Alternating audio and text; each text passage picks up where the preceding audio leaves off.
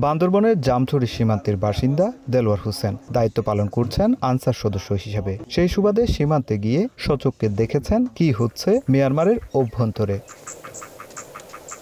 এরই মধ্যে বাংলাদেশে পালিয়ে এসে আশ্রয় নেওয়া মিয়ানমার সীমান্তরক্ষী বাহিনী বিজিপি সদস্যদের দেখভালের দায়িত্ব পালনও করেন দেলোয়ার। সেসব ঘটনার বর্ণনা দেন সময় সংবাদকে।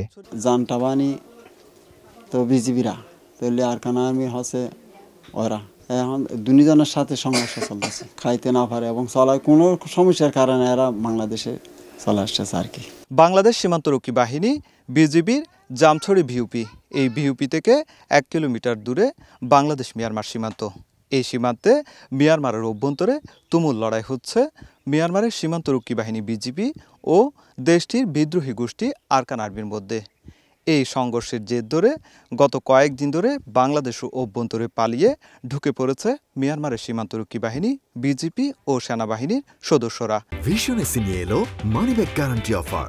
1 মাস ব্যবহার করে সন্তুষ্ট না হলে সম্পূর্ণ টাকা ফেরত। ঠুসগুড়কে মারে, ঢাসগুড়কে মারে, ফুটগুড়কে মারে, ঠাসগুড়কে মারে, প্রতিদিন গোলাগুলি হয়। এখানে গুলি হয়, আবার এগুলা তো পরিবারও ভয় পায়। আমাদের বাড়ি হচ্ছে বর্ডারের মধ্যে।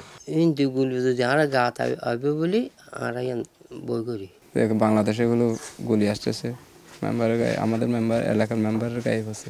নাইক্ষ্যংছড়ি সদরে বর্ডার গার্ড সরকারি প্রাথমিক বিদ্যালয়ে মিয়ানমার সেনাবাহিনী সহ সীমান্তরক্ষী বাহিনী বিজিপির 260 জন সদস্যকে রাখা হয়েছে। এর আগে কয়েক দফায় বাংলাদেশে আশ্রয় নিয়েছিলেন আরও 330 জন। তাদের গত 15 ফেব্রুয়ারি মিয়ানমারে ফেরত পাঠানো হয়।